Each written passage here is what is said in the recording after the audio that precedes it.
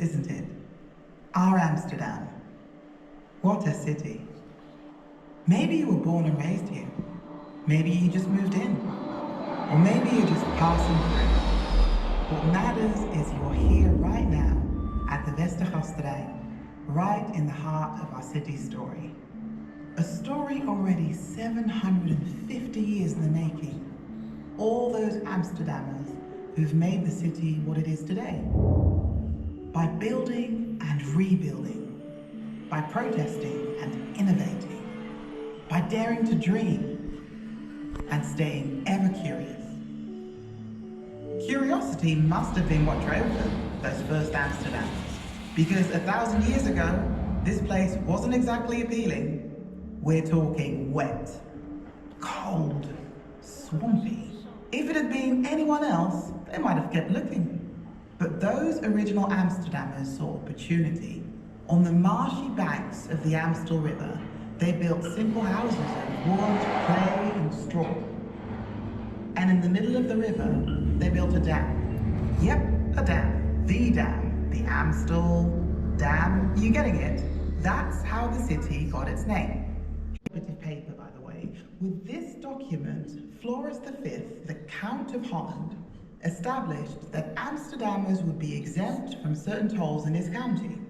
So shout out to the Count, because it was this exemption that gave maritime trade and the city itself a major kickstart. Well, city, it was more of a village back then really, but that changed and fast. Step by step, canal by canal, more and more bits were added to the burgeoning settlement.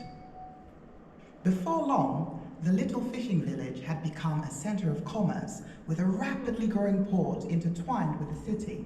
But Amsterdam and its port didn't stop there. Part of the River A made way for the eastern and western islands, while the Jordaan was developed here to the west. In 1877, the 19th century ring was built, including neighborhoods like the Peeve and Oud-Oost. The early 20th century brought with it new neighborhoods, Zuid, West, the Spaandammerbuurt, and the so-called tuindorpen, or garden villages. Schiphol Airport opened in 1916 and quickly grew to become the airport of Amsterdam, although it's officially located just outside the city limits. Then, after the Second World War, nearby villages like Sloten, Osdorp and Nieuwedam were absorbed into new urban districts in West and North. Buitenveldert and the Bijlmer came soon after. And in the early 21st century, 6 brand new artificial islands were created in the IJmuur. Finally, in 2022, last but not least, the city of Wees became part of the municipality of Amsterdam. We're on track now to become a city of over 1 million people by 2030. Super gezellig, of course, 1 million Amsterdammers. But we're literally reaching our city limits. To make this work, we have to build differently, not outward, but inward. In many places, like here in West, and here in the Zuidas, the city's already building forward. And this area, currently part of the Port of Amsterdam, is transforming into a brand new residential neighborhood, just like here, here, and here. And 7 of our old suburbs are slowly but surely transforming into new city centres, each with its own unique character and everything you might need within walking distance. In such a compact city with less and less space for cars, public transport and the trusty old bicycle are indispensable. We have a whopping 1,300 kilometers of bike paths, bike lanes, and even dedicated bike streets where cars are considered guests. But it wasn't always like this.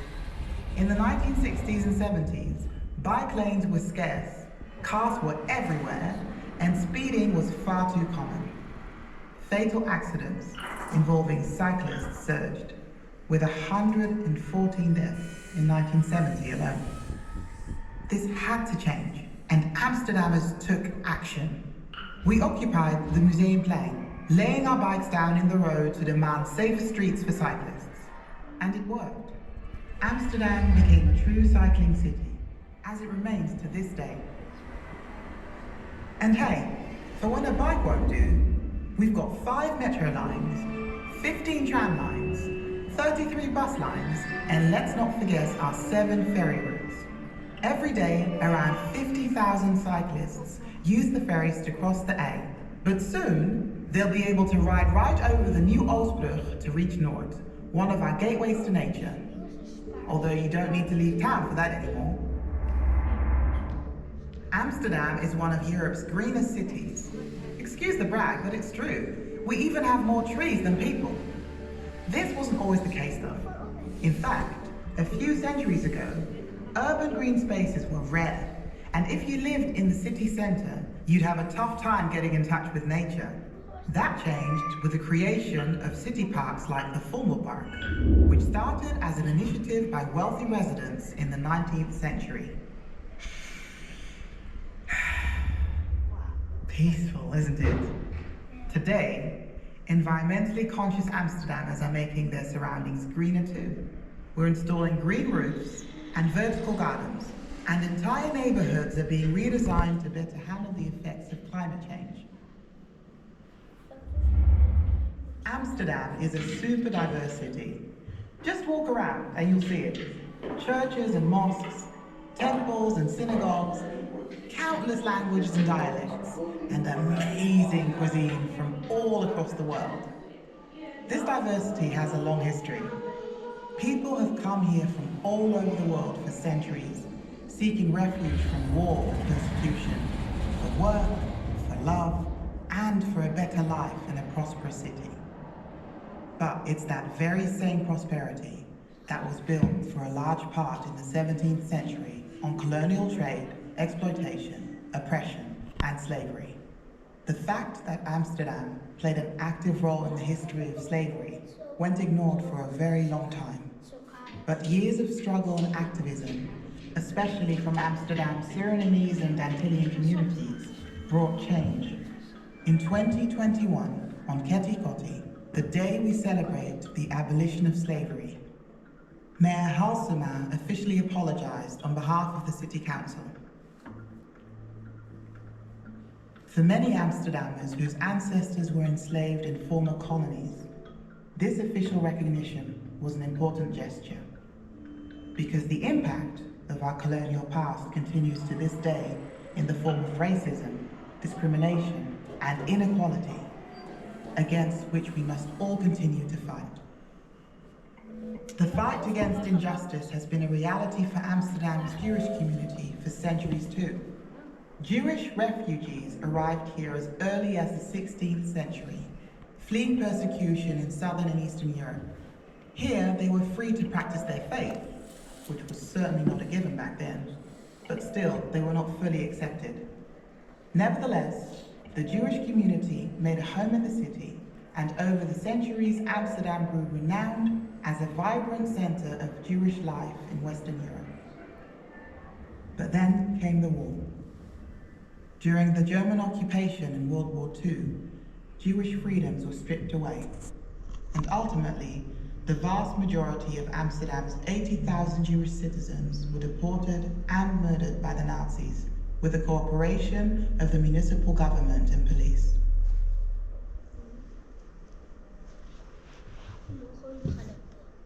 We still feel the pain of these events today. That's why we must continue to commemorate. Through monuments dotted across the city, and through the 102,000 names on the National Holocaust Names Memorial.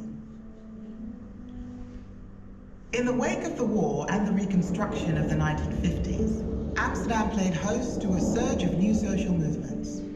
Students occupied at Maagdenhuis, protesting for democratic reform within the university, and the Dolomina feminist movement fought for women's rights, like the right to abortion access and equal pay. Plans to modernize the city with the construction of high-rises, wider roads, and a new metro line led to the infamous Nieuwmarkt riots. Squatters occupied vacant buildings in protest against housing shortages, effectively halting demolition plans. Without this opposition, our city might have looked very different today, with skyscrapers and highways in place of old buildings and canals. Canals where we live, sail, and celebrate our big wins, for example, or celebrate who we are, like the LGBTQ+ community shows every year during the Canal Parade. And from here, in our city hall, came the I Do that was heard around the globe. The world's first ever same-sex marriage, a milestone in the struggle for equality that sadly still isn't over. This city is a hotbed of both resistance and celebration. We protest injustice and we can celebrate freedom. That's what keeps Amsterdam a city of emancipation and protest.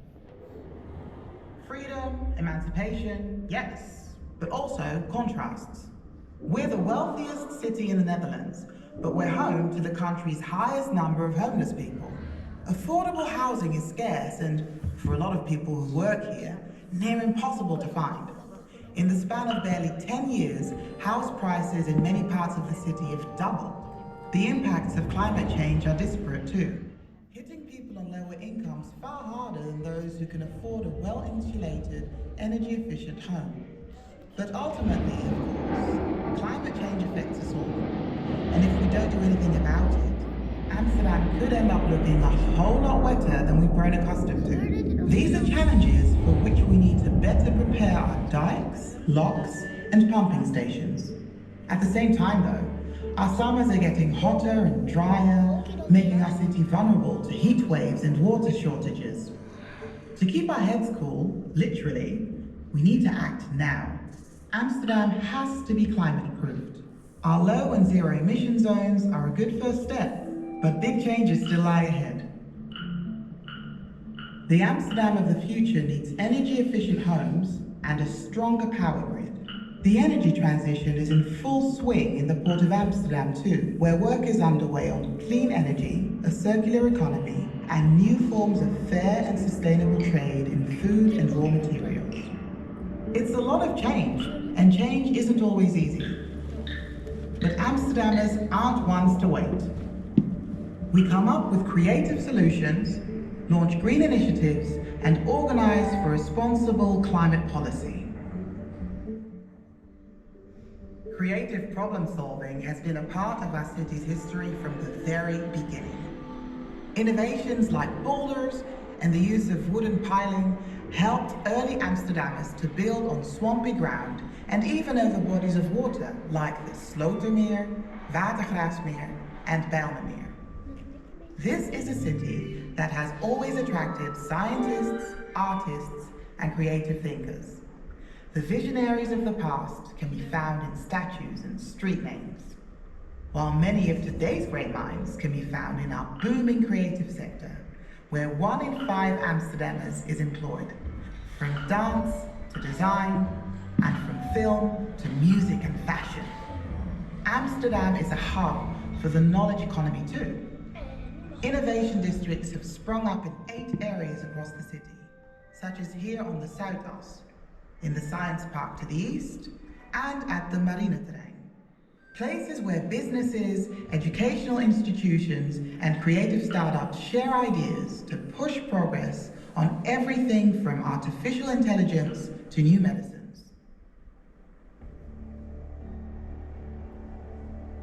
Amsterdam will soon be a city of 1 million residents.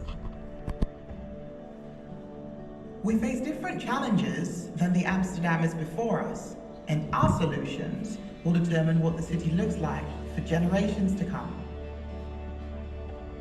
Will it be a city where everyone feels at home? Where people can be themselves in freedom and safety? A city where people live in balance with nature? Where opportunity is shared by all? This future isn't just in the hands of policymakers and bureaucrats, but of everyone who lives, works, studies, or visits here. Of the people who keep the city in motion. Our choices, and those of every Amsterdammer, are writing the story of Amsterdam. Our story.